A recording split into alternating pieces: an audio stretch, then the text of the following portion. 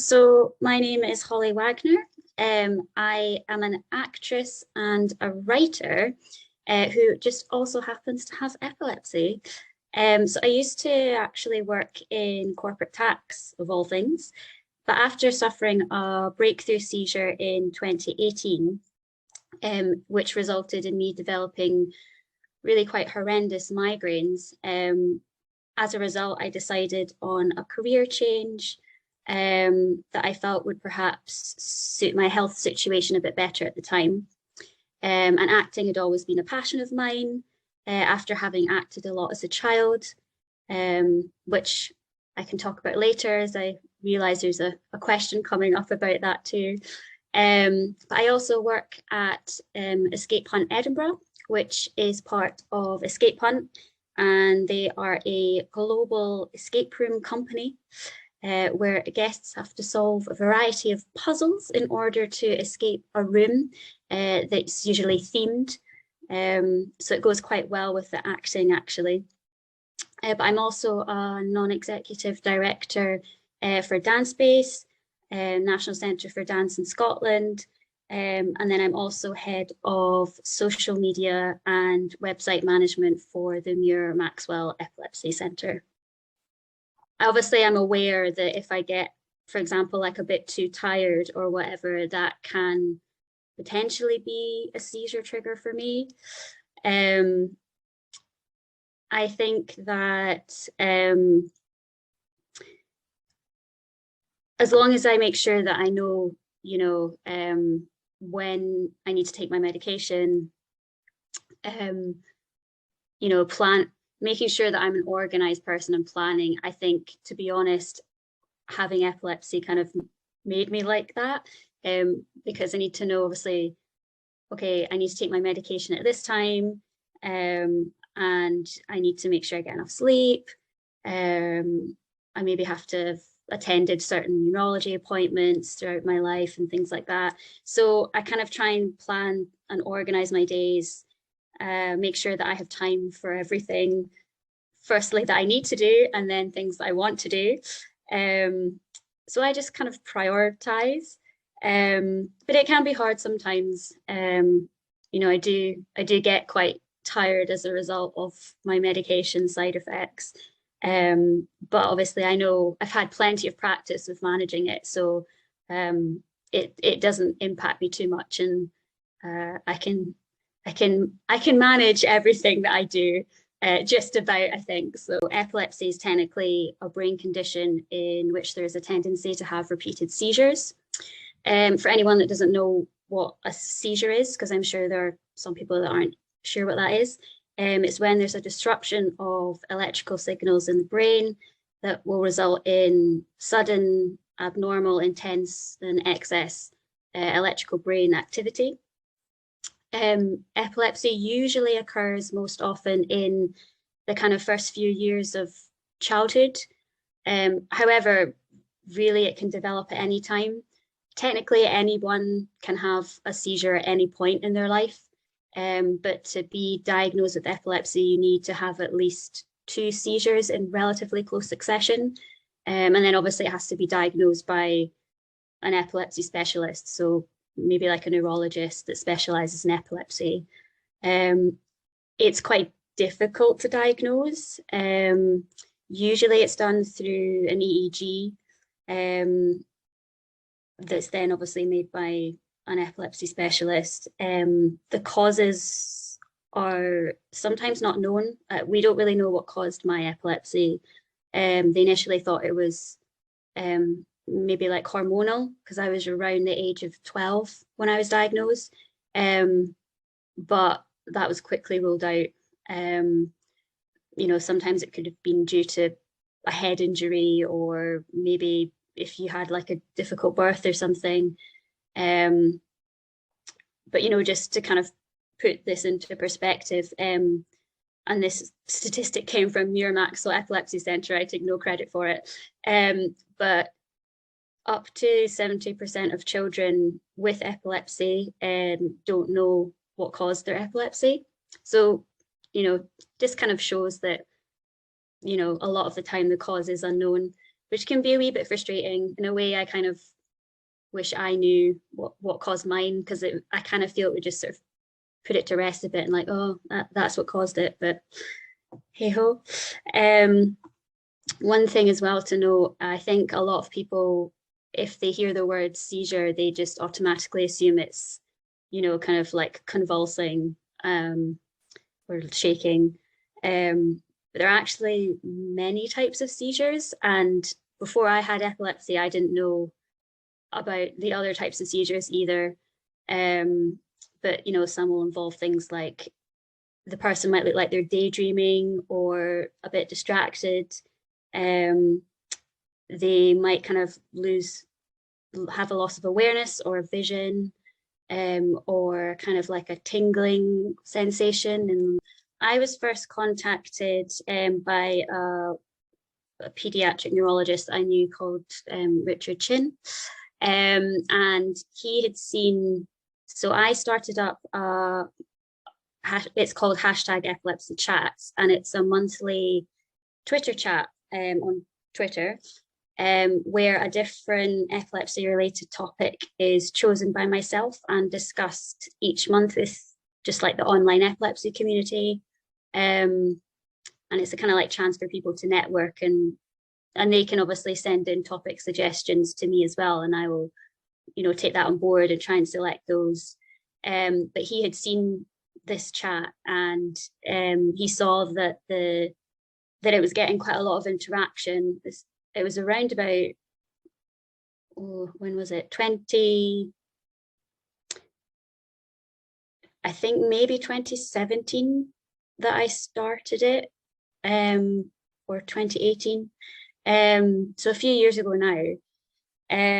But he thought that I might be interested in helping the Muir Maxwell Epilepsy Centre with their social media presence, because they were kind of, I think they thought it maybe needed a bit of a boost. So what I do for them is I kind of manage their Facebook and Twitter pages. Twitter's the main one, I'd say. It's where you kind of get the most interaction. I don't know if Facebook is just becoming a little bit sort of old now, which feels weird. I wouldn't say it's old, but anyway. So any kind of news, awareness days, for example, Purple Day, which is like Global Epilepsy Awareness Day, articles, or if I'm doing any epilepsy chat sessions, and just kind of like general communication with people who have questions. I'll kind of hop on, as I said, mainly Twitter, but also Facebook, and just kind of do posts every now and then, or reply to messages or tweets, that kind of thing. In terms of the website management, that's a slightly newer thing for me. I'm still kind of learning how to, the exact kind of like technical requirements for that. But what I would usually include is just kind of like general website maintenance. So updating any kind of like staff information, maybe clearing out quite old articles and uploading like newer ones, if there was maybe like a research paper or something like that. But I couldn't do it without the help of two team members, Kerry and Tarani. Just want to give them a shout out because they do a lot as well. It's not just me on my own. And yeah, I think that those are kind of the main things that I do. We also are hoping to, we've done a few sort of like YouTube videos for awareness days, or like volunteers week and things like that, which got quite a lot of attention. So I think what we're hoping to do is, because that was initially just done on my kind of own like private, well, personal, not private, YouTube channel. But I think what we're hoping to do is kind of, I'm going to create one specifically for Muir Maxwell, just so that we can have a key place people can go if they want to kind of watch our videos and stuff, and it's not kind of randomly put in with my other like personal or acting related videos. So yeah, that should be quite exciting. But yeah, those are the main things that we've done so far. I hope that we can do maybe some in-person things as well, because I kind of started my role like right in the middle of the first lockdown, I think it was, or second lockdown. I can't remember like the time frame for each lockdown anymore. It just seemed like 2 years basically, and that was it. So yeah, a lot of my stuff has just been online at the moment, but it'd be nice to get some in-person stuff as well. So we'll see, fingers crossed. I did a lot of acting as a child. I went to kind of like theatre and drama school when I wasn't at just like normal school. I'd say my highlights were mostly as a child, just because I've only quite recently made the decision to change my career from obviously corporate tax to acting. But probably my top would be being cast in a BBC Radio 4 comedy series alongside Phyllis Logan, who people probably know mostly from Downton Abbey, and then Peter Capaldi, who was one of the Doctor Who's. And that was really fun because like I traveled down to London with my mum to record it, and I'd never been to a recording studio before. But everyone made me feel really comfortable, which was really nice, particularly Hilary Lyon, who's the writer and who's also an actor in it, and also Phyllis. They were kind of like my what was I called them? They were kind of like my mums for that period. We were in the recording studio, which is quite sweet. But I'd say another highlight is performing at the Edinburgh Playhouse Theatre in Seven Brides for Seven Brothers, and then Scrooge, which had Tommy Steele in it as well. There's just nothing quite like being on a stage that size, and actually it's hard to describe, but you just feel this energy. There's so many people in this vast space, and I just remember like looking out into the audience, and all you can see literally is like light bouncing off the people wearing glasses, because that's all you can see. But it's like something that's just kind of solidified in my mind. So yeah, those are my two kind of highlights, I'd say. But yeah, I'm kind of moving towards writing more as well at the moment now, and that kind of started just during the lockdown. So yeah, it's really nice to be back acting, and then also writing as well now, and doing something that, you know, was such a passion of mine as a child that I always wanted to return to at some point. It's just that now, you know, I've finally kind of made that step and decision. The aim of my talk is to give people a personal insight into what it's like to live with epilepsy, from what it's like to have a seizure, to how it affects my daily life and how it's impacted my career path. I am very passionate about advocating for people with epilepsy so that they're not viewed as a liability, especially when it comes to employment. The individual will know themselves what they can and can't handle, as they'll have likely had, you know, many conversations with their neurologist, so that they'll have an understanding of what their body and their brain can handle. So, you know, they know their limits. Other people don't need to kind of worry so much about that or see it as a liability. People with epilepsy, they have a lot to navigate and deal with, and, you know, I include myself in that, obviously. Whether it's just kind of initially acknowledging that they've just been diagnosed with epilepsy, because that's a huge thing to come to terms with. I mean, I was 12 And that was, I mean, it was scary. I didn't know anything about epilepsy, and I just started senior school, so it doesn't really matter, obviously, at what stage of your life you could be diagnosed with it. You still need time to kind of process that. But you obviously need to work out any adjustments that you might need to make to your lifestyle as a result of being diagnosed with epilepsy. You need to obviously learn your medication side effects and get used to those. And there's also, some social impacts potentially as well. So it's a lot to deal with. I'm also very passionate about increasing awareness and acceptance of epilepsy, so that people aren't, when I say people, I mean kind of more the general public, are not afraid of it.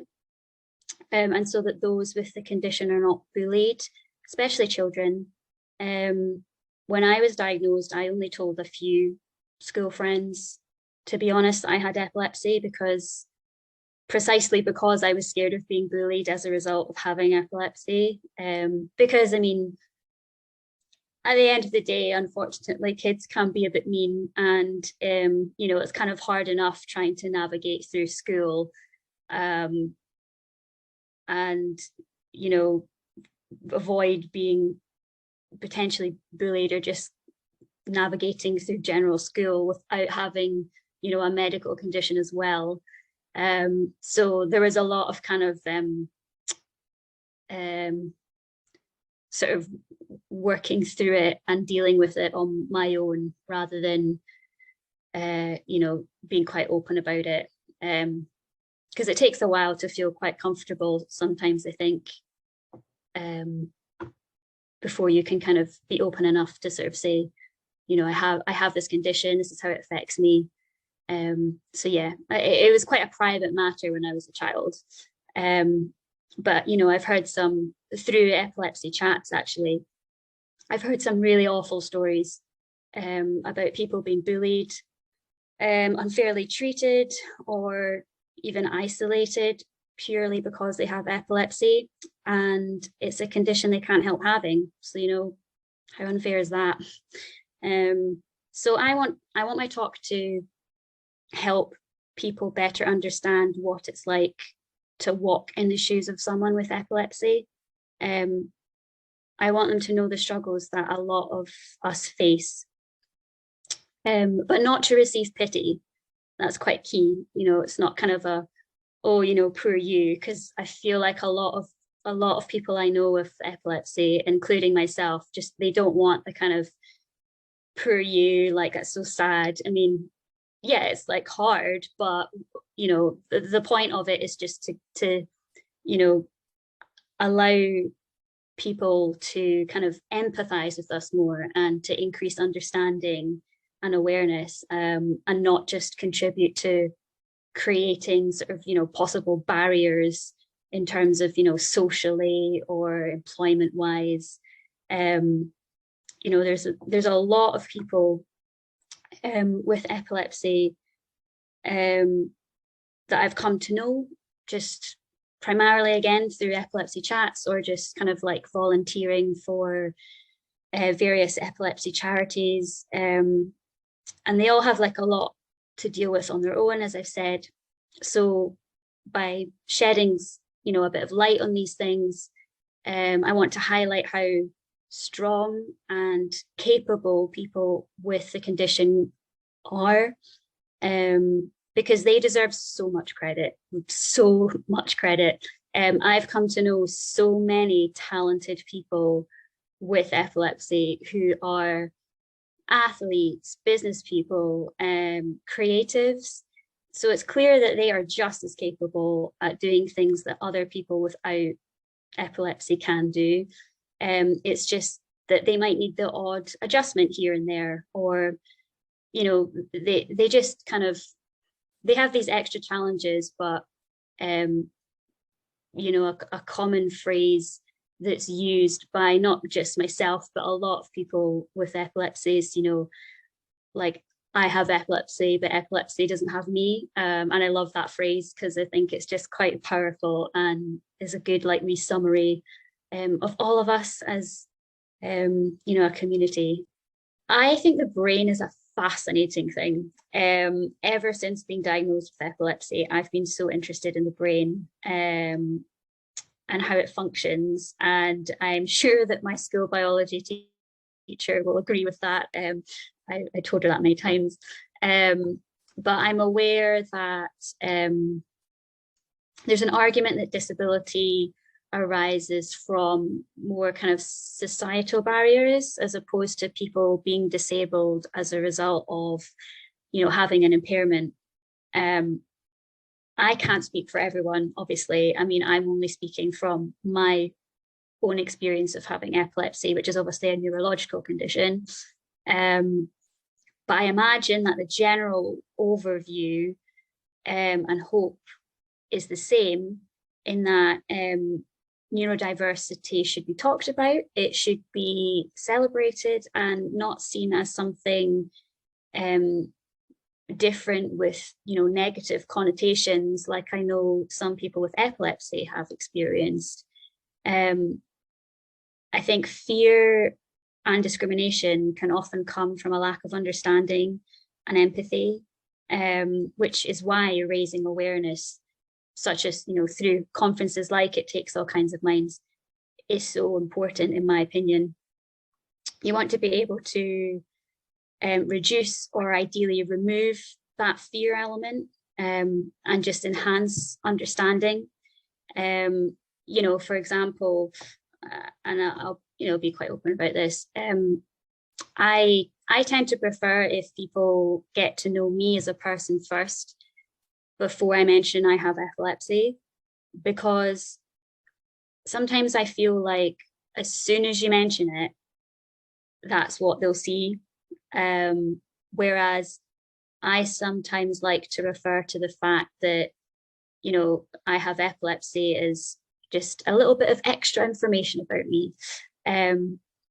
Having epilepsy has helped make me who I am today, and it's made me a much stronger and more empathetic person.